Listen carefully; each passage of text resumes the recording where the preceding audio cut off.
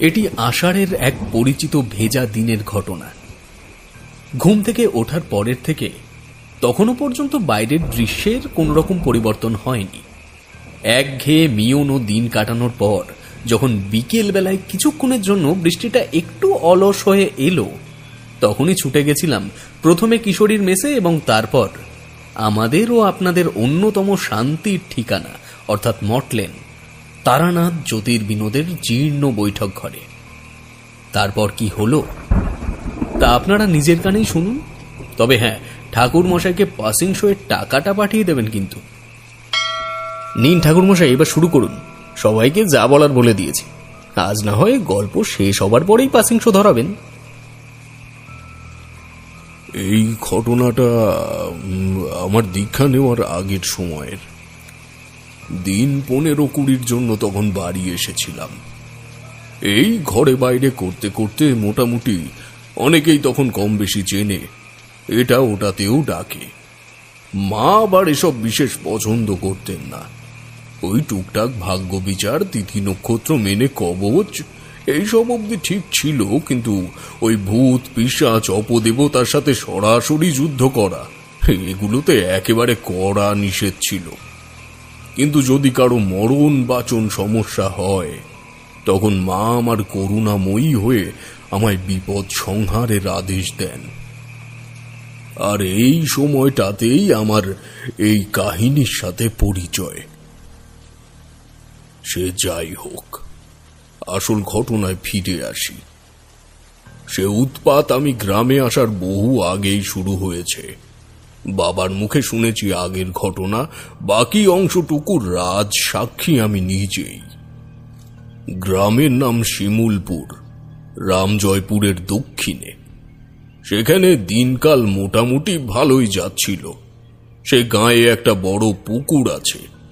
যাই তাই পুকুর নয়, শুনেছি বহু আগে সে পুকুর খনন করা হয়। কে করেছিল বা কি বৃত্তান্ত তা নিয়ে বিশেষ কিছু কেউ জানে না। কিন্তু সে পুকুরের জল কোনোদিনও শুকায় না। খরার সময়ও নাকি সে পুকুরে জল থাকে। যাই হোক, একদিন সেই পুকুরে স্নান করতে গিয়ে একটা বাচ্চা ছেলে হারিয়ে যায়। যাদের সাথে সে স্নান করতে নেমেছিল তারাও ঠিকঠাক ভাবে বলতে পারছে না ছেলেটি তাদের সাথে উঠে এসেছিল কিনা। কেউ বলে উঠেছিল, আবার কেউ বলে মনে নেই। তাকে আর খুঁজেই পাওয়া যাচ্ছে না। জলে ডুবে গেল কিনা তাই ভেবে পুকুরে জালও ফেলা হলো, কিন্তু কিছুই সেভাবে জালে বাঁধল না। চারিদিকে মোটামুটি ভালোই শোরগোল পড়ে গেছে বিষয়টা নিয়ে। সন্ধ্যার কিছু আগে সেই পুকুরের মাঝখানে জলটা কেমন যেন লালচে হয়ে গেল। বিনুর বউ গিয়েছিল তখন ঘাটে জল আনতে। ফেরার পথে জলে অমন লাল রং দেখে দৌড়ে পাড়া গায়ের মধ্যে এসে চিৎকার করে বলে উঠল, ওগো ওগো, কে কোথায় আসো গো, ওদিকে তাড়াতাড়ি এদিক পানে এসো গো। বিনুর বউয়ের হাঁক শুনে ঝিনুকের মা সহ আরো কয়েকজন ছুটে এলো সেদিকে। মানুষজন দেখে বিনুর বউ বলল, ও দিদি, ওই বড় পুকুরে জল আনতে গিয়া দেখি পুকুরের মাঝখানটা লাল হয়ে আছে। তাহলে কি? ও মা গো। বিনুর বউয়ের কথা শেষ হওয়ার আগেই পেছন থেকে গোপালের মা চিৎকার করে উঠল। তার ছেলেটাকেও খুঁজে পাওয়া যাচ্ছে না। ছেলেকে খুঁজে না পেয়ে পাগলের মতো অবস্থা হয়ে গেছে তার। কাঁদতে কাঁদতে চোখ দুটো পাথরের খাঁদের মতো হয়ে আছে। দৌড়ে এসে বিনুর বউয়ের স্কন্ধ চেপে বলল, কি বললি তুই? গোপাল পুকুরের জলে ডুবে গেছে? বল বল, তাই বললি তো? না দিদি, আমি সেভাবে বলতে চাইনি, আসলে ভয় পেয়ে। কি আসলে? তুই জানিস না? তুই জানিস না গোপাল আমার কি? তুই বললি কি করে এই কথা? এই কথা বলে গোপালের মা ছুটতে ছুটতে পুকুরের দিকে দৌড় দিল। সবাই তার পেছন পেছন সেদিক গেল। পুকুরের চারপাশে গ্রামের লোকের ভিড়, সবার মনের মধ্যে তীব্র উত্তেজনা। ইতিমধ্যে পুকুরের বেশ খানিকটা জায়গা জুড়ে জলের রং লাল হয়ে গেছে। বুঝতে কারো বাকি নেই ওই লাল রং রক্ত ছাড়া আর অন্য কিছুর নয়। সবার মনে তখন একটাই প্রশ্ন, তাহলে কি গোপাল পুকুরে ডুবে মারা গেল? ওর রক্তেই কি সারা পুকুর এভাবে লাল হচ্ছে ধীরে ধীরে? কারো সেভাবে সাহস হচ্ছে না পুকুরে এগিয়ে গিয়ে জাল ফেলে দেখার। একজন আরেকজনের মুখের দিকে তাকিয়ে চোখাচোখি করে, কিন্তু সাহস করে কেউ এগিয়ে যাচ্ছে না। কারণ যে ছেলেটি জলের মধ্যে ডুবে মারা গেছে বলে সবাই ভাবছে, সত্যি যদি সে হয় তাহলে গ্রামের উপর এক গভীর শোকের ছায়া নেমে আসবে। এমনই আদুরে বাচ্চা সে। গ্রামের এমন কোনো মানুষ নেই যে তাকে ভালোবাসে না। এরই মধ্যে একটা বাচ্চার দেহ ভেসে উঠল। জলের মধ্যে উপুর হয়ে পড়ে থাকার কারণে ঠিক ঠাউর করা যাচ্ছে না বাচ্চাটি আসলে কে। দেহটাকে ভেসে উঠতে দেখেই গোপালের মা জোরে একবার চিৎকার করে অচৈতন্য হয়ে গেল। কিছু মহিলা গিয়ে তার চোখে মুখে জল ছিটিয়ে তাকে চৈতন্যে ফেরানোর চেষ্টা করছে। দেহটি ভেসে ওঠার পর সবার যেন বুকের জল শুকিয়ে গেল। মুখে কারো টু শব্দ নেই। ইতিমধ্যে গ্রামে প্রায় সব জায়গায় রটে গেছে গোপাল জলে ডুবে মারা গেছে। যারা বাকি ছিল তারাও প্রায় পুকুর পাড়ে এসে ভিড় জমালো। কিছুক্ষণ চুপ করে থাকার পর আবারও কানাকানি শব্দে শালিকের মতো কিচিরমিচির রব উঠে গেল। কিছু মহিলা আবার ফিসফিস করে বলছে, শুনছি ও পাড়ার ওই বসন্তের ছেলেটাকেও নাকি দুপুর থেকে পাওয়া যাচ্ছে না, পুকুরে নাইতে নেমে উধাও হয়ে গেছে। সন্ধ্যা নেমে গেছে পুরো। হ্যারিকেন লম্ফের আলো আঁধারিতে একজন প্রাপ্তবয়স্ক যুবক বড় একটা বাঁশের কঞ্চি দিয়ে ভেসে থাকা দেহটাকে টেনে টেনে পাড়ের দিকে নিয়ে এলো। সিঁড়ির মুখে আনতেই সেই যুবক গিয়ে দেহটি টেনে তুলল। তখনও তার মুখ আমরা কেউ দেখিনি। সেই যুবক বাচ্চাটির দেহ উল্টাতেই সবার মাথায় যেন আকাশ ভেঙে পড়ল। পুকুর পাড়ে রাঙা পিঁপড়ের মতো সারি সারি দিয়ে মানুষ দাঁড়ানো, অথচ মনে হচ্ছে না এরা কেউ কাউকে চেনে। সবার দৃষ্টি কেবল একটা জায়গাতেই আটকে আছে, ওই মৃতদেহটির ওপর। শরীরের কোথাও কোনো ক্ষতের চিহ্ন নেই, কেবল বাঁ পায়ের গোড়ালির ওপরে শেকলের দাগ। স্পষ্ট বোঝা যাচ্ছে যে লোহার শেকলে ছেলেটির পা আষ্টে পিষ্টে জড়িয়ে গিয়েছিল। এতটাই জোরে আটকে গিয়েছিল যে পায়ের রগ কেটে যায়, আর সেখান দিয়েই হচ্ছে রক্তপাত। নীরবতার সম্মেলনে শব্দের তরঙ্গ সৃষ্টি করল ঝিনুকের মা। হে ভগবান, এ কি সর্বনাশ করলে গো তুমি! সবে সবে মেয়েটা একটু সুখের মুখ দেখলো, এরই মধ্যে তুমি ওর কোল খালি করে দিলে গো। এই তোরা কি ওর বাড়িতে কবর দে রে? ও গোরা, গোরা, চোখ খোল বাবা, দেখ দেখ আমি তোর বড় মা। ও গোরা, চোখ খোল না বাপ আমার, চোখ খোল গোরা রে, ও গোরা। না, সবাই এতক্ষণ যে আতঙ্কে ছিল তা হয়নি, কিন্তু যা কেউ ভাবেনি সেটাই হলো। গোপাল নয়, জলে ডুবে মরেছে গোরা। চিৎকার চেঁচামেচিতে তখন চারপাশের পরিবেশ যেন মুহূর্তেই বদলে গেল। বিনুর বউ এসে গোড়ার গায়ে একবার হাত দিল, তারপর বলল, আমাদের আমাদের গোড়া নেই গো দিদি, গোড়া নেই। ততক্ষণে গোপালের মায়ের চোখে মুখে জল দিয়ে তাকে চৈতন্যে ফেরানো হয়েছে। গোড়ার মৃত্যুর খবর শুনে যেন চারপাশে আরো একটা অজানা মৃত্যুর ভয় ছড়িয়ে পড়ল। দুটো ছেলেকেই পাওয়া যাচ্ছিল না আজ। এর মধ্যে গোড়াকে সবাই পুকুরের মধ্যে মৃত অবস্থায় পেল, কিন্তু গোপাল তখনও বেওয়ারিশ। তার খবর এখনো কেউ জানে না। তাহলে গোড়ার মতো গোপালও কি কোথাও কোনো পুকুরে এমন ভাবে পড়ে আছে?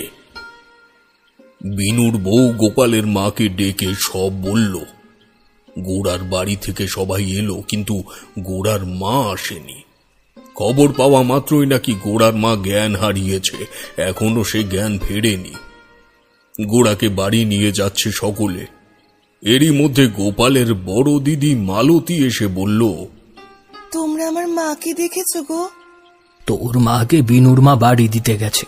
এই শোন, তোর ভাইকে পেলি কোথাও?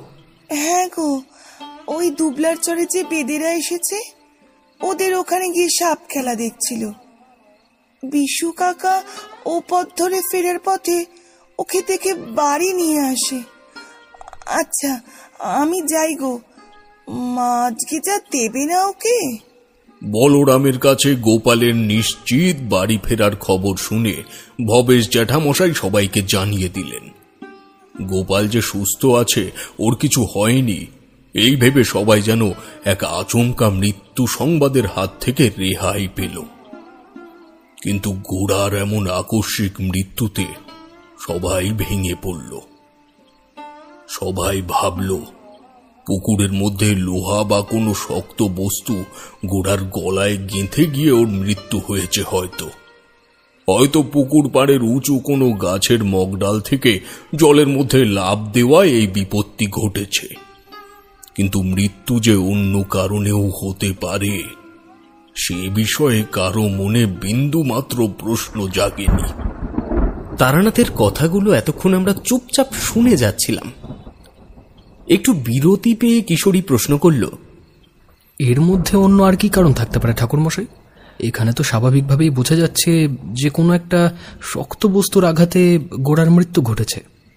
না না, ওটা কোনো শক্ত বস্তুর আঘাত নয়, আর নাই মৃত্যু কোনো স্বাভাবিক মৃত্যু।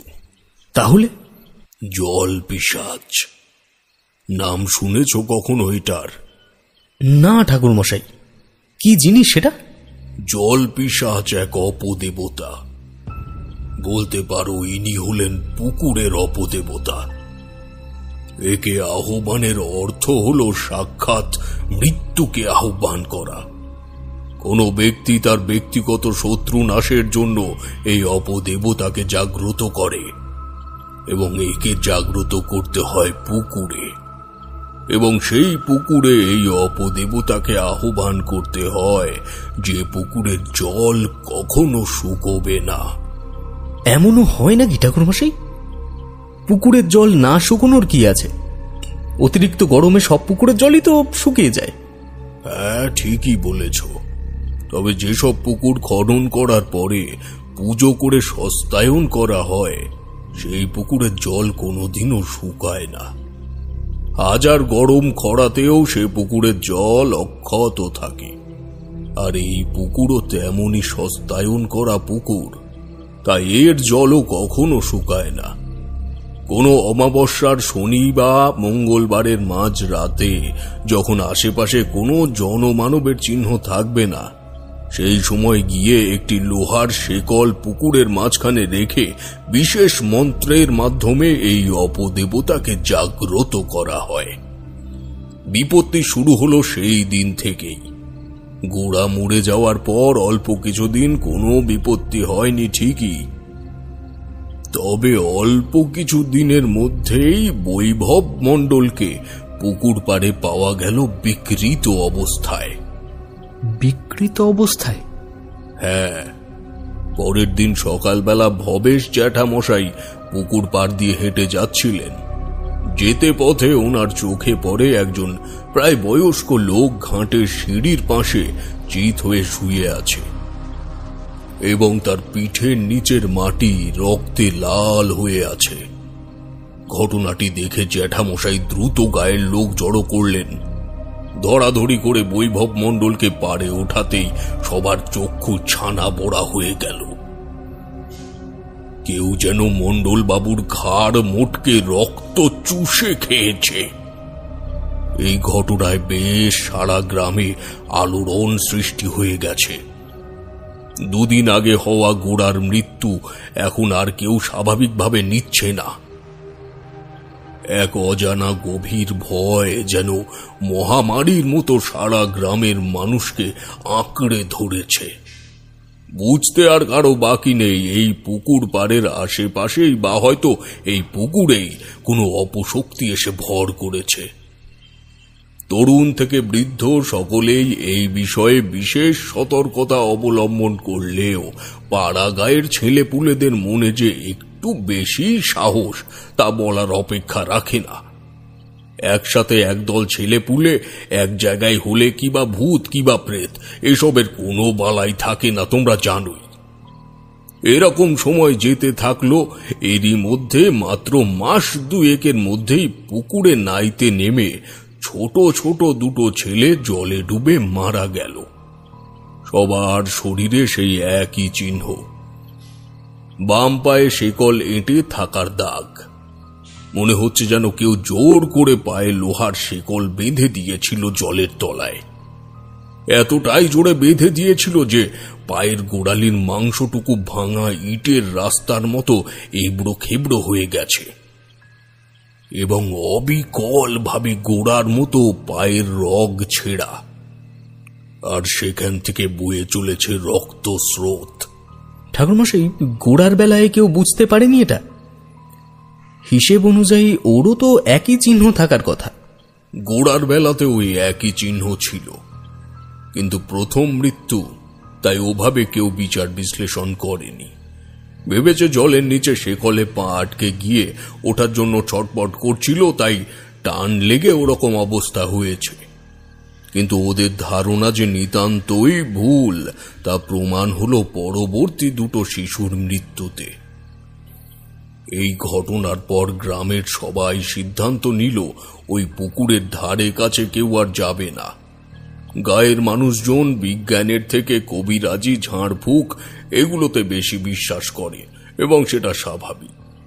তারা নিজেরাই নিজেদের মধ্যে বিভিন্ন রকম কুশলজনক সিদ্ধান্ত নিয়ে সে পথে যাওয়া বন্ধ করে। এভাবেই বেশ কিছুদিন কোনো উৎপাত দেখা যায়নি। তোমরা তো জানো, সব সময় সব জায়গায় সবকিছু ভালো হয় না। অনেক ভালোর মধ্যেও কিছু না কিছু খারাপ থাকবেই। এক্ষেত্রেও হলো সেটাই।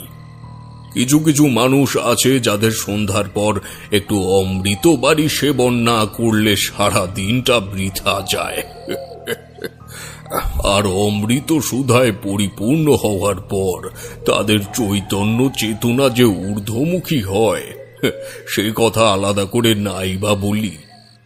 এইরকমই এক দিবাগত রাতে জগৎ আর নরেন্দ্র বলে দুটি ছেলে মদ্যপ অবস্থায় পুকুর পাড়ের ওই রাস্তা দিয়ে হেঁটে যাচ্ছিল। জগৎ ছিল সামনে আর নরেন্দ্র ছিল পেছনে। একটু না, বেশ খানিকটা পেছনেই ছিল। হঠাৎই তারা দেখতে পেল একজন অতি বৃদ্ধা নারী পুকুর পাড়ের আশপাশ দিয়ে হাঁটাহাঁটি করছে। পূর্ণিমার চাঁদের আলো গাছের মাথায় এসে পড়েছে ঠিকই, কিন্তু নিচে সৃষ্টি করেছে এক মায়াবী আলো আঁধারি। তাতে ঠিক করে বোঝা যাচ্ছে না তিনি কে। তখন তাদের কারো কোনো খেয়াল নেই যে তারা সেই নিষিদ্ধ পুকুর পাড়ে এসে পড়েছে।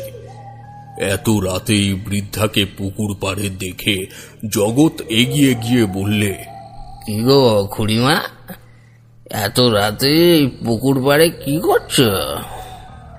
প্রশ্ন শুধোতে শুধোতে যেই না জগৎ বৃদ্ধার একদম কাছে গেল, অমনি সেই অর্তি বৃদ্ধা নিমেষেই পরিণত হলো এক কদাকার চেহারায়। এক দানবীয় চেহারার অবয়ব। মাথায় অনেক দিনের রুক্ষ সূক্ষ্ম নোংরা চুল, সারা গায়ে শ্যাওলার আবরণ, কপালে সারি সারি দিয়ে তিনটে চোখ।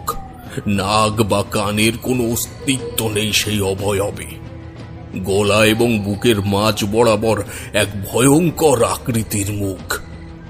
শিমুল গাছের মতো তার সারা গায়ে অজস্র কাঁটা। সামনে এমন কদাকার বিকৃত চেহারার মানুষ দেখে ওদের ততক্ষণে সুরার ঘোর কেটে গেছে। জগৎ পেছন ফিরে ওখান থেকে পালাবে বলে যেই না পা বাড়ালো, অমনি যেন চোখের পলকেই সেই কদাকার বিকৃত অবয়বটি এক হাতের মুঠো জগৎকে উঁচু করে অন্য হাতে তার ঘাটটি পলকেই মটকে দিল। তারপর ঘাড় থেকে যেন শীতকালে খেজুর রসের মতো চুমুক দিয়ে রক্ত পান করছে। এমন নির্দয় কাহিনী দেখে নরেন্দ্র ঝড়ের বেগে দৌড়ে চিল্লানি দিয়ে এক গৃহস্থ বাড়ির উঠোনে এসে আছড়ে পড়ল। ভয়ে তার মুখ পুরো পাংশু বর্ণ হয়ে গেছে।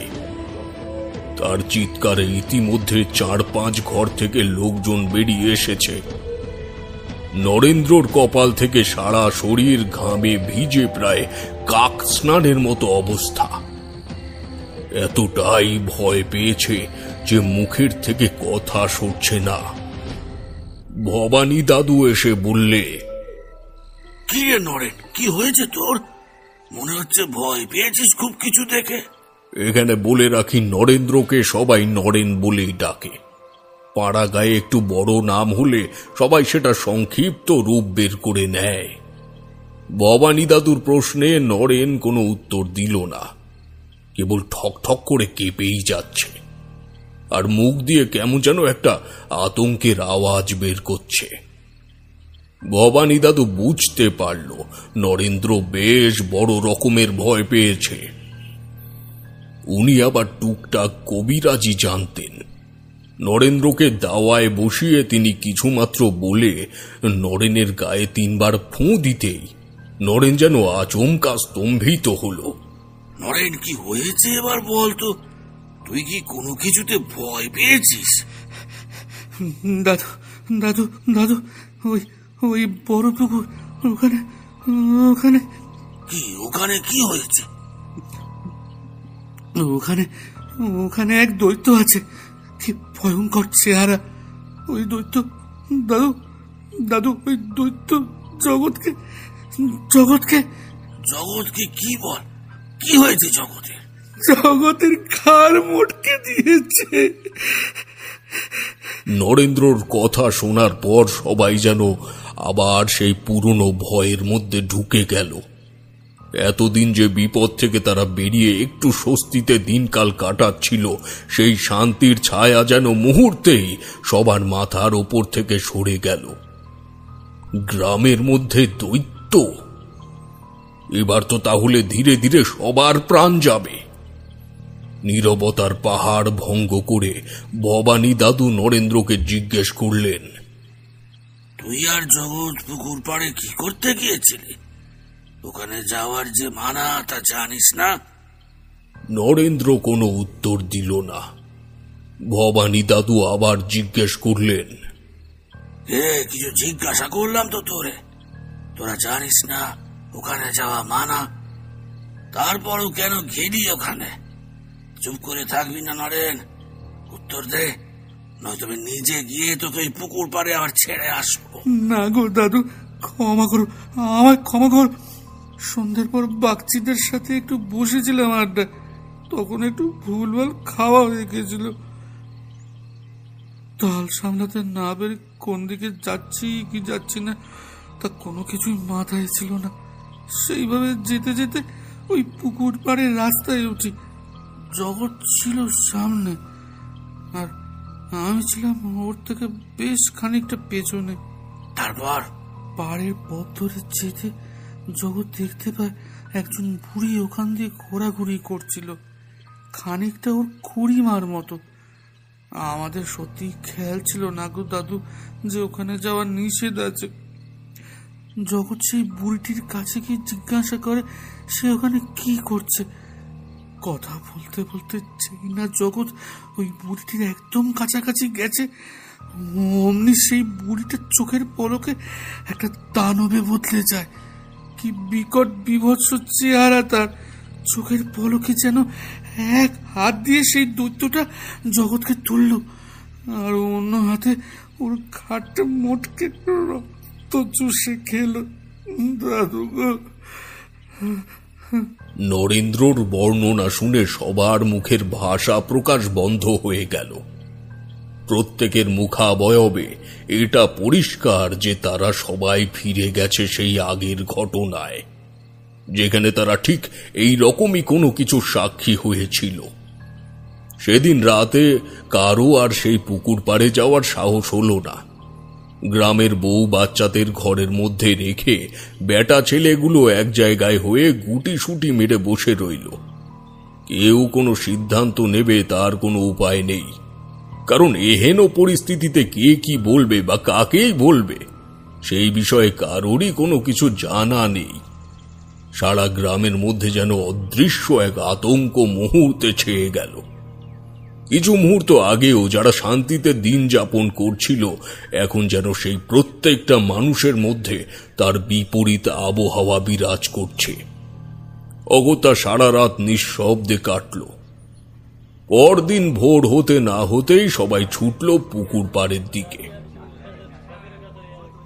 বড় পুকুর পাড়ে পৌঁছে সবাই যা দেখল তার কোনো কিছু যেন তাদের কাছে নতুন নয়।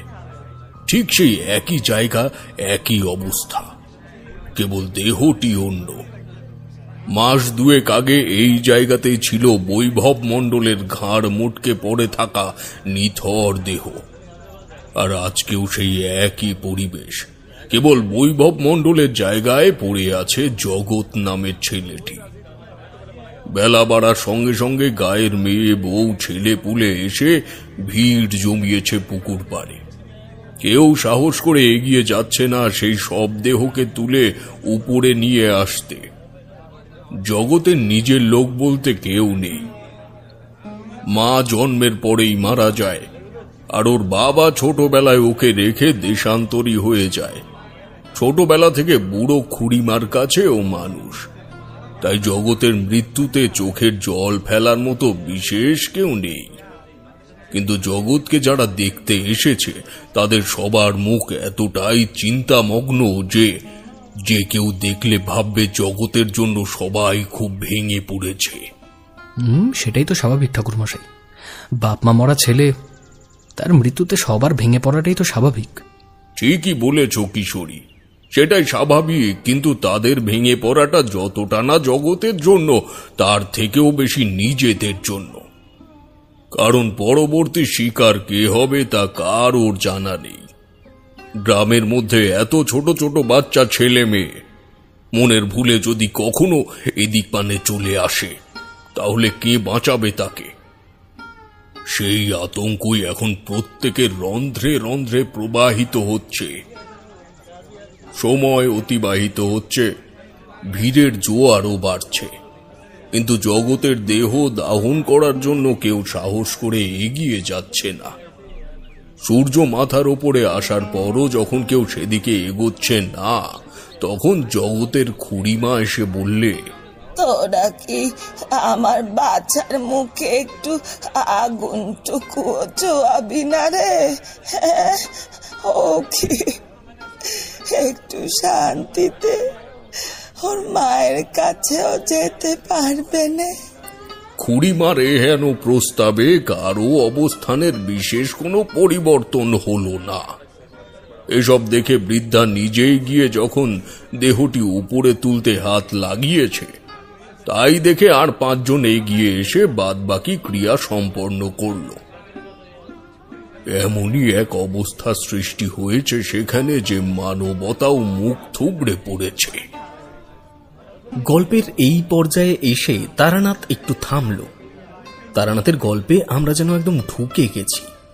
ওনার বাচন ভঙ্গি এতটাই পরিপূর্ণ যে মনে হচ্ছে আমরা ওই সময়ে ওই জগতেই সশরীরে উপস্থিত আছি। প্রত্যেকটা পশম যেন দাঁড়িয়ে আছে, এতটাই গা শিরশিরে করা কাহিনী। কিশোরী পুরোপুরি মন্ত্রমুগ্ধের মতো তারানাথের গল্প শুনছে। আজকে খুব বেশি বিরক্তও করছে না। তারানাথ পাশে রাখা পাসিং শোয়ের প্যাকেট থেকে একটি সিগারেট বের করে ধরালো। দেখলাম এটি ওই প্যাকেটের অবশিষ্ট সিগারেট। তারপর 2-3টে শুক টান দিয়ে আবার বলতে শুরু করল, কাহিনীর এই পর্যায়ে এসে আমার প্রবেশ ঘটে। সপ্তাহ খানেক হয়েছে জগৎ মারা গেছে। গ্রামে তখন বেশ ভালোই আতঙ্ক ছড়িয়ে পড়েছে।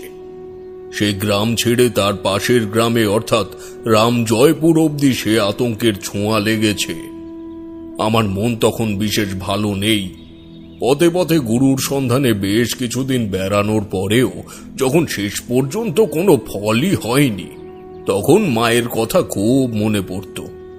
মনে হতো মা আমায় বারবার করে বারণ করতেন, আসতে বাধা দিতেন, চাইতেন না আমি এই পথে কখনো আসি বা থাকি। সেই জন্যেই হয়তো আমি আজ অবধি কোনো সদ্গুরুর সন্ধান পাইনি।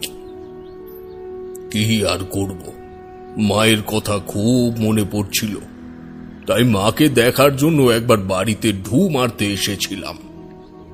আমাকে দেখার পর মা এবং বাবা যতটা খুশি হবেন ভেবেছিলাম, তার থেকেও বেশি তারা আতঙ্কে ছিলেন তখন। বাড়িতে যাওয়ার পরে মা যেন তার বুকের মানিক ফিরে পেলেন। ছোট শিশু খেলতে গিয়ে দেরি করে বাড়ি ফিরলে মায়েরা যেমন করেন, আমার মায়ের অবস্থাও তখন তেমন। বাড়িতে যাওয়ার পর বাবার কাছে বিস্তারিত সব শুনলাম। আমার এই বিষয়ে কিঞ্চিত ধারণা ছিল, তবে পুরোপুরিভাবে নিশ্চিত হওয়ার জন্য আমি সেখানে একবার গেলাম। যেসব বাড়ির সদস্য এই ঘটনার জন্য মারা গেছে তাদের সবার সাথেই আলাদা আলাদা করে কথা বললাম। এই গ্রামের সব থেকে বয়স্ক প্রৌঢ় ব্যক্তি ভবানী দাদু। আমার জানা মতে উনি টুকটাক তন্ত্রমন্ত্র কবিরাজি জানেন। ওনার সাথে কথা বলে আমি এই হঠাৎ মৃত্যুর ব্যাপারে বিস্তারিত সব জানলাম। আমি সেখানে বিশেষ কারো সাথে কোনো কথা বললাম না, পাছে তারা আরো বেশি ভয় পেয়ে যায়। বাড়ি ফিরে মনে মনে ভাবছি, যেসব লক্ষণ আমি শুনে আসলাম সেগুলো অনেকটাই জানা। মাতু পাগলির সাথে কথায় কথায় আমি বিষয়টা জেনেছিলাম। নদীতে সব দেহ তুলতে গিয়ে তখন ওই জল নিয়ে কথা বলতে বলতে এই জল পিশাচিনীর কথা জানতে পারি।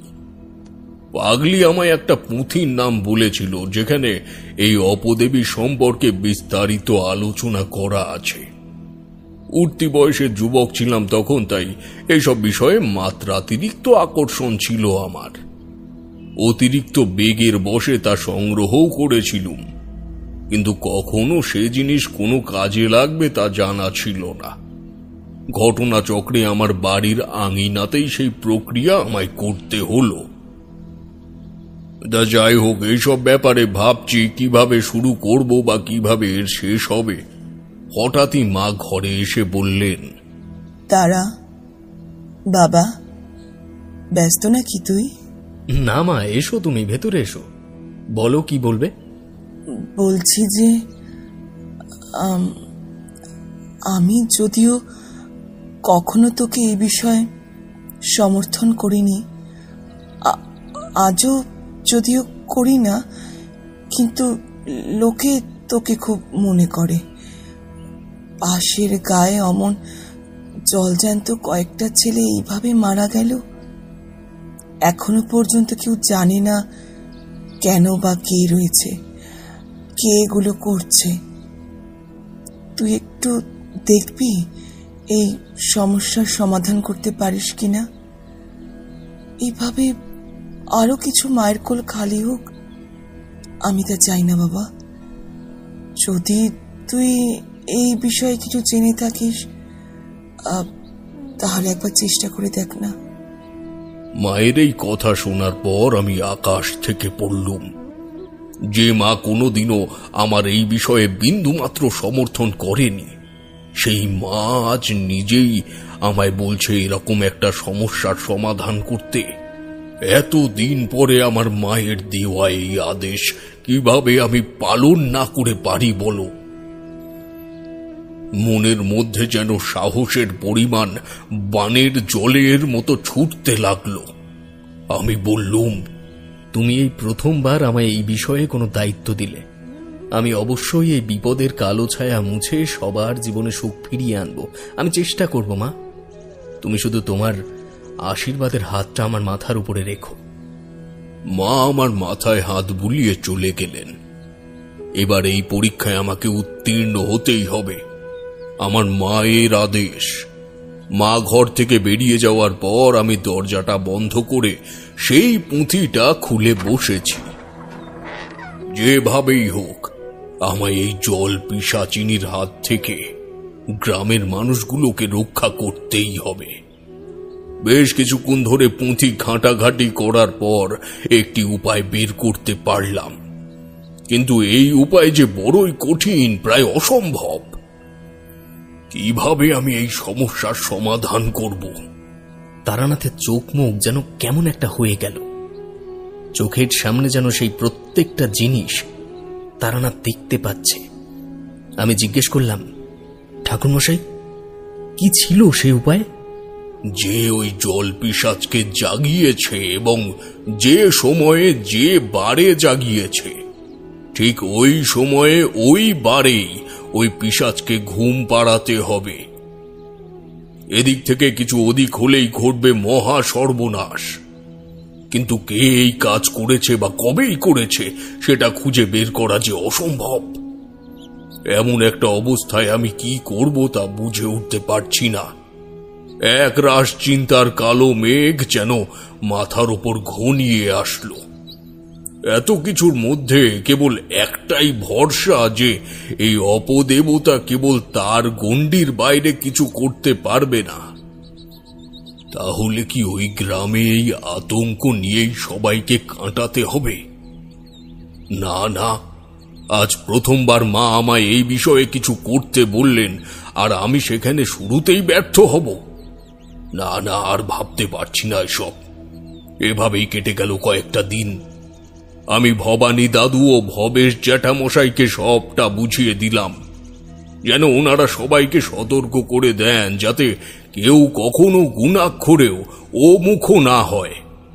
কারণ গায়ের সব থেকে বয়স জ্যেষ্ঠ এবং মাথা ওনারাই। ভবেশ জ্যাঠামশাই বললেন, তারানাথ বাবা, সবই তো বুঝলাম, কিন্তু এই গ্রামে এমন কে থাকতে পারে যে এই অপদেবতাকে টেনে এনেছে? এ গায়ের প্রতিটা মানুষ তো প্রতিটা মানুষকে আপন বলেই ভাবে। তাহলে এমন সর্বনাশে জ্বর কে এমন বয়ে আনলো? হ্যাঁ, সেটাই তো বুঝতে পারছি না। জ্যাঠামশাই, আপনি শান্ত হন, আপনি শান্ত হন জ্যাঠামশাই। আমি দেখছি কি করতে পারি। একটু দেখো তুমি, এভাবে গায়ের ছেলে পুলে যদি অকালেই চলে যায় তাহলে আমাদের চিহ্ন খেয়ে বয়ে বেড়াবে। আমার না হয় 3 কুল গিয়ে এককালে ঠেকেছে, মরলে মুখে আগুনকে দেবে তাও জানি না। কিন্তু বাকি যারা আছে তাদের কি হবে? বংশবৃদ্ধি না হলে যে বাপ ঠাকুরদার ভিটে বলে কিছু থাকবে না। আর ভবানী দাদুর জন্য খুব মায়া হলো। ছেলের বউকে মেয়ের মতো ভালোবাসতেন। বছর 4 আগে বৌমা সন্তান জন্ম দিতে গিয়ে মারা যায়। একটি ফুটফুটে ছেলে হয়েছিল, কিন্তু ভাগ্যের ফেরে সেও মায়ের সাথে স্বর্গারোহণ করল। কিছুদিন পর তার ছেলে বউ ছেলের শোকে ইহলোক ত্যাগ করল। তারপর থেকেই ভবানী দাদু একা একাই থাকেন। খুবই ভালো মানুষ বলে জানতো তাকে সকলে, কিন্তু তখনও আমি জানি না যে সর্ষের মধ্যেই ভূত। আচ্ছা ঠাকুরমশাই, ওনার কথা বাদ দিন, তারপর কি হলো? মোটামুটি সবাইকে জানিয়ে আমি ভাবলাম একবার মাতু পাগলির সাথে দেখা করব। বলে রাখি, এর মধ্যে আমি বেশ কয়েকবার চেষ্টা করেছি জানার যে কে এই কাজ করতে পারে, কিন্তু কোনো মতেই তার কোনো হদিশ আমি পাইনি। এখন একটাই ভরসা, মাতু পাগলি। একমাত্র উনিই পারেন আমাকে এই বিপদের সমস্যার সমাধান বাতলে দিতে। সবাইকে মোটামুটি বুঝিয়ে আমি বেরিয়ে পড়েছি। এর মধ্যে 2 দিন পার হয়েছে। 3য় দিন সকালে হাঁটতে হাঁটতে এক গাছের নিচে বসে বিশ্রাম নিতে নিতে ভাবছি, আমি যে যাচ্ছি সেখানে আদৌ কি সে পাগলির দেখা আমি পাবো? আর তার থেকে বড় কথা, কোথায় বীরভূমের সেই শ্মশান আর কোথায় আমি? আমার সেখানে পৌঁছাতেই তো কতগুলো দিন পার হয়ে যাবে। তারপর আবার ফিরে আসা, সেখানে লাগবে আরো সময়। যার জন্য সেখানে যাওয়া, তাকে আদৌ পাবো কি পাবো না তারও কোনো ঠিক ঠিকানা নেই। তাহলে বৃথা সময় নষ্ট না করে পাগলিকে স্মরণ করি। যেমন কথা তেমন কাজ।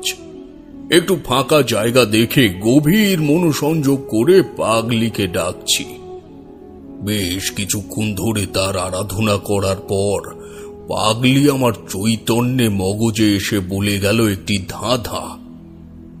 বুদ্ধিতে শান দিয়ে তাকে আমায় খুঁজে বের করতে হবে। পাগলি আপনাকে ধাঁধার মাধ্যমে সংকেত দিল? হ্যাঁ, আমার ধ্যানে এসে একটি ধাঁধা বলে সে বেপাত্তা হয়ে গেল। কি সেই ধাঁধা? সন্ধ্যা ছেড়ে নিশি রাতে আকাশ ভরা তারার সাথে সদ্যজাত সমাধি পটে নদীর পাশে শ্মশান ঘাটে জয়ের মালা পড়বে গলে, ধরবি তারে ছলে বলে। পাগলির এহেন ব্যবহারে তার উপর আমার সত্যি খুব রাগ হলো। একেতে মন মেজাজ খুব খারাপ, তার উপর ভাবলাম পাগলি আমায় পদ বাতলাবে, তা না করে দিল হাতে একটা ধাঁধা ধরিয়ে। পরে ভাবলাম সবই যদি পাগলি আমায় করে দেবে তবে আমার এ পথে আসার কি মানে আছে, যদি আমি একান্তই কিছু না করতে পারি। ধাঁধার উত্তর খুঁজতে খুঁজতে আমি বাড়ি মুখ হলাম। বাড়িতে ফিরে যা শুনলাম তাতে আমার পায়ের তলায় মাটি সরে গেল। মা বললেন আমি যাওয়ার 3 দিন পরেই নাকি ভবেশ জ্যাঠামশায়ের ভাইপো গোপাল বড় পুকুরের জলে ডুবে মারা গেছে, আর ওর শরীরেও নাকি সেই একই চিহ্ন যা বাকিদের গায়ে ছিল। আমি আর এক দণ্ড সময় বিলম্ব না করে ছুটলাম গোপালের বাড়ি। গিয়ে যা দেখলাম তাতে মুখের ভাষা হারিয়ে গেল আমার। সারা বাড়ি তথা সারা গ্রামে আবার সেই শোকের ছায়া। ওই গায়ের সব থেকে ফুটফুটে প্রাণোচ্ছল ছেলে হলো গোপাল। রূপে গুণে তার সব কিছুই যেন সত্যি নজর কাড়ার মতোই। গ্রামের এমন কেউ নেই যার নয়নের মণি গোপাল নয়। ঠাকুরের কাছে মানত করে কান্নাকাটি করে অনেক কষ্টের পর ঈশ্বর মুখ তুলে চেয়েছিলেন এবং গোপালের মতোই আরেকটি গোপালকে পাঠিয়েছিলেন। কিন্তু হায় বিধি, হিংসার রেশে ছেলেটাকে অকালে প্রাণ দিতে হলো। দেখলাম গোপালের মাকে ঘিরে গায়ের অনেকগুলো মহিলা বসে আছে আর মুখে কাপড় দিয়ে নিঃশব্দে কাঁদছে। গোপালের বাবা তার ছেলের সমাধির ওখানেই হত্যে দিয়ে পড়ে আছে। আর ওর মা। তারানাথ কথা বলতে বলতে যেন হঠাৎ করে থেমে গেল। ওর চোখে মুখে বেদনার ছাপ যেন প্রতিটা রোমকূপের ভেতর দিয়ে বেরিয়ে আসছে। চোখ দুটো লাল টকটকে হয়ে গিয়েও যেন জল জমাট বাঁধেনি সেখানে। পুরো ঘটনা বলতে বলতে যে ওর চোখ, মন ও মস্তিষ্কে জল ছবির ন্যায় ভেসে উঠেছে তা বুঝতে বাকি নেই। জিজ্ঞেস করলাম, ঠাকুরমশাই আপনি ঠিক আছেন তো? আমার কথায় যেন চেতনা ফিরে পেল তারানাথ। তাড়াতাড়ি করে চোখ মুখের ভাব বদলে স্বাভাবিক করে বলল, আমার জীবনে আমি এই দৃশ্য খুব কমই দেখেছি। দেখলাম গোপালের মা একটি মাটির গোপাল নিয়ে তাকে ছেলে ভেবে কথা বলছে, হাসছে, আদর করছে, বকাবকি করছে। আমি কিছু বলতে গিয়েও যেন বলতে পারলাম না। চোয়াল শক্ত হয়ে এলো। চেষ্টা করেও যেন চোখের জল আটকে রাখতে পারলাম না। ভবানী দাদুকে ডেকে জিজ্ঞেস করলাম কিভাবে কি হলো। উনি আমায় সবকিছু ভেঙে বললেন। পারলাম না গো, এতবার করে বারণ করেও ছেলেটাকে আটকাতে পারলাম না। তুমি চলে যাওয়ার 2-3 দিন পর ক্ষেতের থেকে বাড়ি ফিরছি, উত্তর দিকে চোখ পড়তেই দেখি গোপাল পুকুরের দিকে দৌড়ে যাচ্ছে। আমি জোরে জোরে ওকে ডেকে ওদিকে যেতে মানা করার আগেই ও পুকুরে নেমে গেল। আমি বাড়িতে এসে সবাইকে খবর দিয়ে পুকুর পাড়ে নিয়ে যেতে যেতে ততক্ষণে সব শেষ হয়ে গেল। তারা। জ্যাঠামশাই কোথায়? উনি তো ব্রজেন্দ্রের কাছে আছেন। ছেলেটা সেই যে সেদিন থেকে ওই সমাধির কাছে হত্যে দিয়ে পড়ে আছে, তাকে আর বাড়ি মুখ করা যায়নি। ভবানী দাদুর কাছের থেকে সব শুনে আমি একবার ভবেশ জ্যাঠামশাইয়ের কাছে গেলাম। দূর থেকে দাঁড়িয়ে সবটা দেখে চলে এলাম। কাছে গিয়ে কথা বলার সাহস হলো না আমার। ওভাবেই বাড়ি ফিরে এলাম। বাড়িতেও একই অবস্থা। ভবেশ জ্যাঠামশাই বাবার খুব ছোটবেলার কাছের বন্ধু। সেই সুবাদে গোপালের আমাদের বাড়িতেও বিশেষ যাতায়াত ছিল। মা বড্ড বেশি স্নেহ করতেন, ভালোবাসতেন ওকে। যদিও গোপালের মৃত্যুর জন্য আমি দায়ী নই, তবুও মায়ের প্রথমবার আমার কাছে কিছু চাওয়াতেই আমি অক্ষম হয়ে গেলাম। এই বিষয়টা আমাকে ক্ষত বিক্ষত করে দিল। বাড়িতে আর কাউকে কিছু না বলে চলে গেলাম নদীর পাড়ে। মাথায় আর তখন কোনো কিছুই আসছে না, শুধু মনে হচ্ছে আমি যদি না যেতাম তাহলে হয়তো গোপালকে এভাবে হারাতে হতো না। এভাবে কতক্ষণ যে চলেছে তার কোনো ঠিক নেই। কখন সন্ধ্যা পেরিয়ে রাত গভীর হওয়ার পথে পাড়ি দিয়েছে তাও লক্ষ্য করিনি। সে নদীর পাড়েই আবার শ্মশান। হঠাৎ কেমন যেন একটু শীত শীত করায় আমি উঠে ভাবছি বাড়ির দিকে যাব। সারাদিন বাড়ি যাইনি, মা হয়তো চিন্তা করছেন। এদিকে গোপালকে নিয়ে মায়ের শোকাচ্ছন্ন অবস্থা আমি কি করে সহ্য করব, এসব ভাবতে ভাবতে এগোচ্ছি। দেখি শ্মশানে কেউ হ্যারিকেন নিয়ে দাঁড়িয়ে আছে। এত দূর থেকে ঠিক ঠাউর করা যাচ্ছে না কে ওখানে, কিন্তু জোছনা আলোয় মনুষ্য অবয়বটি আমার খুব চেনা চেনা লাগলো। কিন্তু এখন এত রাতে শ্মশানে কার কি কাজ থাকতে পারে? সন্দেহ দূর করে এগিয়ে যাচ্ছি আর শুনতে পাচ্ছি কেউ অতি আনন্দে আত্মহারা হয়ে হাসছে আর কি যেন মুখে বিড়বিড় করে বলছে। কথাগুলো শোনার জন্য আমি একটা বড় গাছের আড়ালে গিয়ে দাঁড়াতেই যাকে দেখলাম এবং যা যা শুনলাম তাতে আমার শিরদাঁড়া বেয়ে কনকনে ঠান্ডা বাতাস নেমে গেল। আমি তখনও আমার চোখ কানকে বিশ্বাস করতে পারছি না, মেনে নিতে পারছি না আমি যা শুনছি, যা দেখছি সবকিছু ঠিক কিনা। একটা সমাধির সামনে বসে লোকটি বলছে,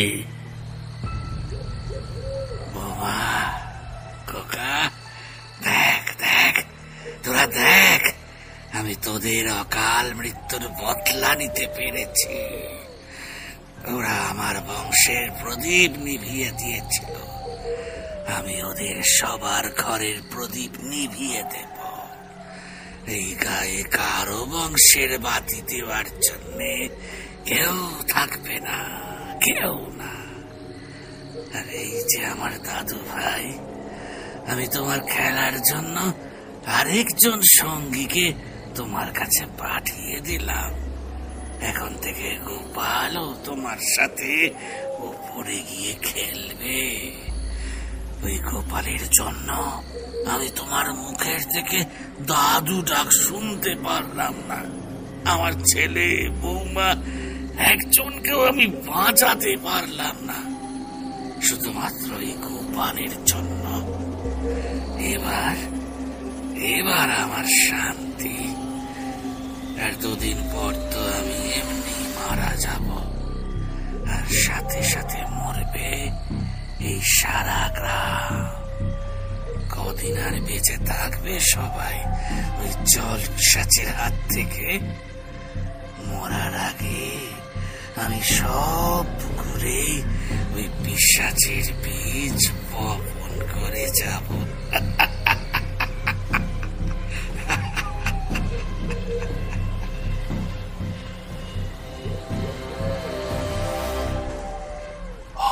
ঈশ্বর, তার মানে ভবানী দাদু এতদিন ধরে এই কাজ করে যাচ্ছে। এই জল পিশাচ তাহলে ভবানী দাদুই জাগ্রত করেছে। তাহলে গোপাল তো নিজে নিজে ওই পুকুরে যায়নি, ভবানী দাদু ওকে ছলা কলা করে সেখানে নিয়ে গেছে যাতে পুকুরের জলে পড়ে আর পিশাচের হাতে পড়ে মারা যায়। হায় ভগবান, এতদিন আমি কাকে গুরুজন রূপে পুজো করতাম, এ কোন খুনিকে! ছি ছি ছি, হ্যাঁ ধিক্কার, আমাকে ধিক্কার। রাগে ঘৃণায় যেন শরীরের চামড়া নিজেরই টেনে ছিঁড়তে ইচ্ছে করছে। ওপরে আকাশের দিকে তাকিয়ে ঈশ্বরকে ডাকছি, দেখি সারা আকাশে তারায় ভরে গেছে। তখন আমার পাগলির সেই ধাঁ ধাঁ মনে পড়ে গেল। সন্ধ্যা ছেড়ে নিশি রাতে আকাশ ভরা তারার সাথে সদ্যজাত সমাধি পটে নদীর পাশে শ্মশান ঘাটে জয়ের মালা পড়বে গলে, ধরবি তারে ছলে বলে। এখন তো নিশি রাত, সারা আকাশে তারায় ভরা। ভবানী দাদু একটা সমাধির পাশে বসেই এগুলো বলছেন।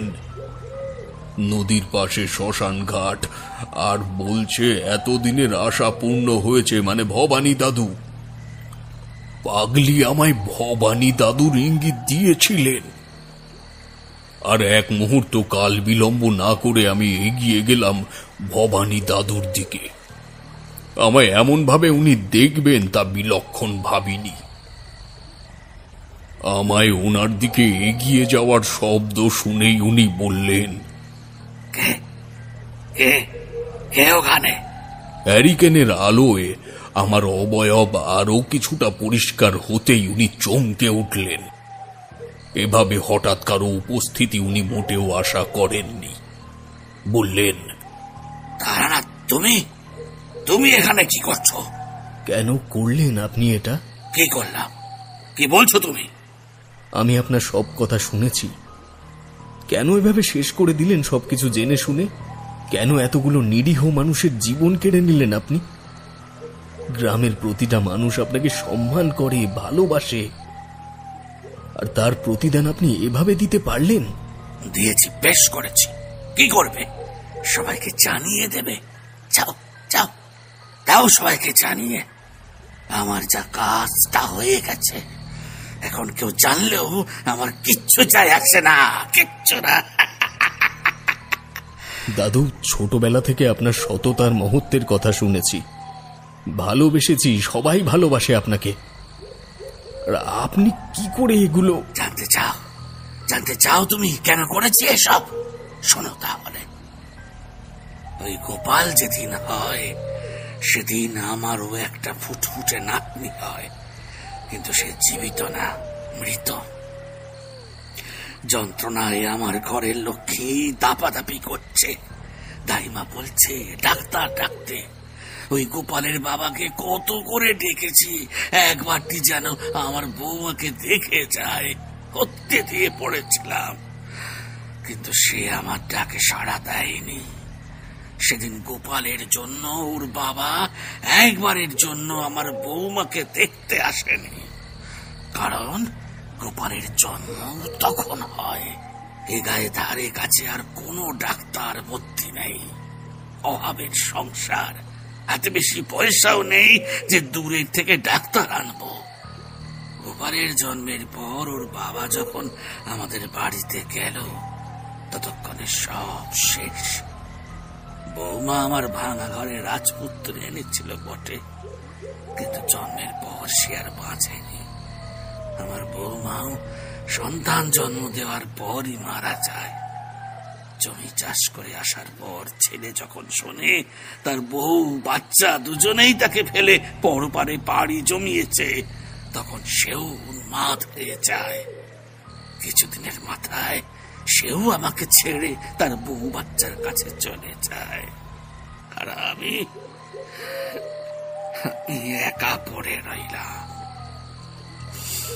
যেখানে আমার নাতির সাথে খেলে ধুলে ছেলে নাতির কাঁধে চড়ে চিতায় উঠবো, সেখানে আমাকে বেঁচে থেকে তাদের কাঁধে করে চিতায় তুলতে হচ্ছে।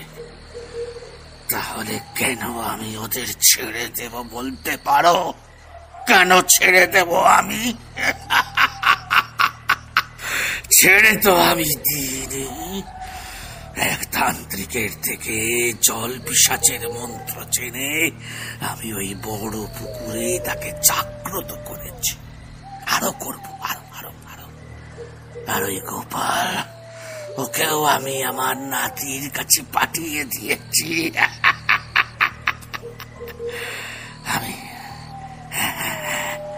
আমি গোপালকে ছল করে ওই পুকুরে পাঠিয়েছিলাম। এবার বুঝতে পারছে ওরা আপনজন ছেড়ে গেলে কেমন লাগে, কিভাবে কাটাতে হয় দিন, বুঝবে। আপনি কেবল প্রতিশোধ নেওয়ার জন্য সারা গায়ের লোকে সর্বনাশ করলেন। এদিকে আপনার ছেলে নাতি বৌমার আত্মা শান্তি পাচ্ছে, আপনি কি শান্তি পাচ্ছেন? ফিরে পাচ্ছেন এগুলো করে? ওদের পাচ্ছেন ফিরে? বরং গোপালকে নিজের নাতি মেনে কি আপনি বাকি জীবনটা আনন্দে কাটাতে পারতেন না দাদু? ভেবে দেখুন তো একবার, হিংসার জন্য কত বড় বিপদ আপনি ডেকে এনেছেন। ওখানে বসিয়ে ওনাকে বোঝালাম সব। ঠান্ডা মাথায় ওনার কথাগুলো শুনে ওনাকে ওনার ভুলগুলো ধরিয়ে দিলাম। তারপর অনেকটা সময় নীরবতায় কেটে গেল। নীরবতার প্রহর উনি ভঙ্গ করলেন, বললেন, তুমি ঠিক বলেছ তারানাথ। কষ্টে, অভাবে আর হিংসায় মত্ত হয়ে আমি জ্ঞান শূন্য হয়ে গিয়েছিলাম। পরপর এতগুলো মৃত্যু দেখে নিজেকে আর নিয়ন্ত্রণ করতে পারিনি আমি। এখন বুঝতে পারছি আমি কত বড় ভুল করেছি। একজনকে শাস্তি দিতে গিয়ে আমি সারা গ্রামকে মহা বিপদের মুখে ঠেলে দিয়েছি। তারানাথ, তারানাথ, তুমি জানো এই বিপদ থেকে কি করে বাঁচতে হবে। আমি তো জাগ্রত করার উপায় জানি, কিন্তু ঘুম পাড়ানোর উপায় তো জানি না। আসলে মাথায় তখন এতই প্রতিহিংসার আগুন জ্বলছিল যে এই বিপদের ইতি টানবো আমি সেটা ভাবিনি কখনো। তুমি জানো কি? আমায় বলো না। তাহলে আমি তাই করব। শান্ত হন আপনি। আমায় বলুন তো যে আপনি কবে আর কখন এই পিশাচকে জাগ্রত করেছিলেন? বাদ বাকিটা আমি করে নেব। মঙ্গলবার ছিল, ওই দিন ভরা পূর্ণিমা ছিল। সেদিন মাঝরাতে আমি বড় পুকুরের মাঝে শিকল ফেলে মন্ত্র বলে জাগ্রত করি। ঠিক আছে, আপনাকে আর বলতে হবে না, বাকিটা আমি করে নেব।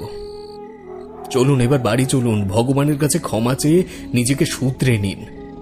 তাতে আপনার ছেলে নাতি বৌমার আত্মা শান্তি পাবে, আর আপনার পাপও খণ্ডাবে। দাদু, আসুন, আমার সাথে আসুন। বাড়ি ফেরার জন্য যেই না পেছনে ঘুরেছি, দেখি বাবার ভবেশ জ্যাঠামশাই আমাদের পেছনে দাঁড়িয়ে আছেন। জ্যাঠামশাইয়ের চোখ রক্তবর্ণ হয়ে আছে, রাগে গালের চোয়াল শক্ত হয়ে এসেছে। ওনার এতটাই মাথায় রক্ত উঠে গেছে যে ভবানী দাদুকে উনি এখনই মেরে ফেলবেন হাতের মুঠোয় পেলে। ভবানী, শেষ পর্যন্ত তুই আমাদের এইভাবে ঠকালি? হ্যাঁ, ভাগ্যিস আমি তারাকে খুঁজে এনেছি, নয়তো জানতেই পারতাম না কোনোদিন। আর তোর বৌমা আমাদের ছেলে যায়নি বলে মরেছে তা নয়। তোকে বচেন্দ্র অনেক আগেই বলেছিল বউকে নিয়ে বড় ডাক্তার দেখিয়ে নিয়ে আয়, নয়তো মা সন্তান দুজনের কেউই বাঁচবে না। হ্যাঁ, গোপালের জন্মের সময় ওর মার প্রাণ যায় অবস্থা, সেখান থেকে ওকে ফিরিয়ে আনা হয়েছে। আর তুই নিজের দোষে, নিজের ভুলে সবাইকে হারিয়ে আমাদের ছেলে বউয়ের নামে দোষ দিচ্ছিস। তোর জন্য আজ এতগুলো মানুষ বিনা কারণে মরেছে, তোর জন্য ওই ফুটফুটে ছেলেটা।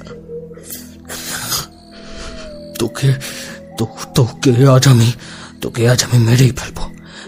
জ্যাঠামশাই তেড়ে এসে পড়লেন ভবানী দাদুর ওপর। তার গায়ে এত শক্তি যে আমি আর বাবা দুজনে মিলেও তাকে টেনে তুলতে পারছি না। ভবানী দাদুকে প্রায় আধমরা করবার পর জ্যাঠামশাই উঠলেন। কাঁদতে কাঁদতে দৌড়ে চলে গেলেন বাড়ির দিকে। রাত পেরিয়ে তখন ভোর হওয়ার সূচনা হচ্ছে।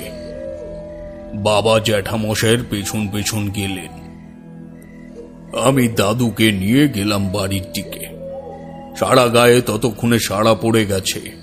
গায়ের লোক ভবানী দাদুকে পিটিয়ে মেরে ফেলবে, এতটাই রেগে গেছে সবাই। আমি আর বাবা মিলে সবাইকে কোনো মতে বুঝিয়ে বাড়ি এলাম।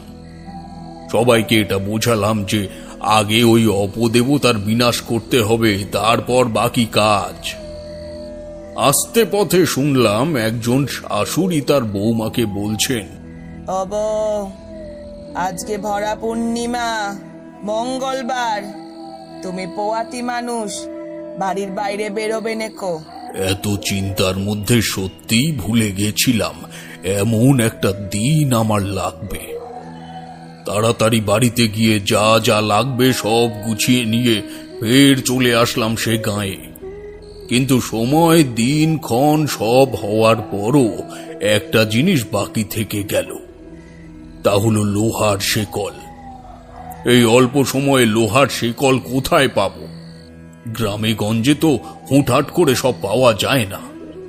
তাহলে সবকিছু হতে থাকার পরও কেবল উপাদানের অভাবে করতে পারবো না কিছু।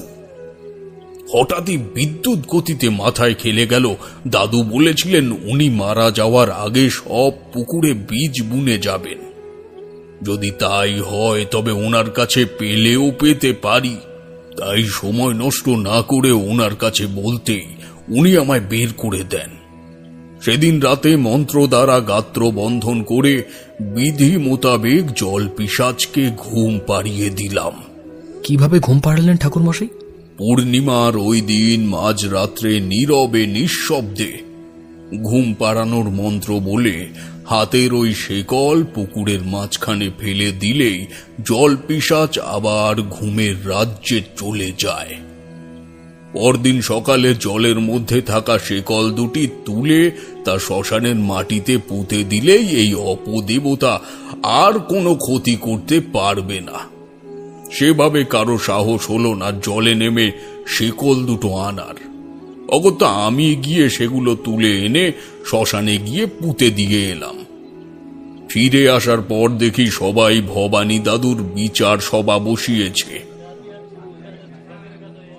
এদিকে গোপালের মায়ের অবস্থার কোনো উন্নতি নেই। ভবানী দাদুকে বাইরে থেকে বেশ জোরে জোরে ডাকা হচ্ছে, কিন্তু সে ডাকে কোনো সম্মান বা মানবিকতা নেই। আছে কেবল ঘৃণা আর তিরস্কার। অনেকক্ষণ ধরে ডেকেও যখন কোনো সাড়া পাওয়া যাচ্ছে না, তখন একটা ছেলে গেল ঘরের ভেতরে। ছেলেটি ঘরের মধ্যে গিয়ে চিৎকার করে বলে উঠল, ভবানী দাদু কি যেন করেছে। সবাই হুড়মুড়িয়ে ঘরে ঢুকে দেখি ঘরের মধ্যে সে গলায় দড়ি দিয়ে ঝুলে আছে। এই বয়সে এমন তিরস্কার আর অসম্মান যেন মেনে নিতে পারেনি। আর তার সাথে নিজের করা কৃতকর্মের ফল তো রইলই। তাই শেষ বয়সে এসে এমন করে অপঘাতে প্রাণটা গেল। নম নম করে দাদুর সৎকার সেরে সবাই ফিরে আসলাম সেদিন। পরের দিন গোপালের অন্ত্যেষ্টি ক্রিয়া হবে। গ্রামের ওপর থেকে আতঙ্ক কেটে গেলেও শোকের ছায়া যেন বিন্দু মাত্র কাটেনি। সেদিনকার মতো সবাই যার যার ঘরে ফিরে গেলাম। এটুকু বলে তারানাথ সেদিনের মতন চুপ করল। বাইরের বৃষ্টিটা আবার শুরু হয়েছে। কিশোরীর কাছে ছাতা ছিল, আমিও ছাতা আনতে ভুলিনি। আরো কিছুক্ষণ বসে থাকার পর যখন দেখলাম ঠাকুরমশাই আর কিছু বলবেন বলে মনে হচ্ছে না, তখন আমরা উঠে পড়লাম, বেরিয়ে পড়লাম যার যার বাড়ির উদ্দেশ্যে।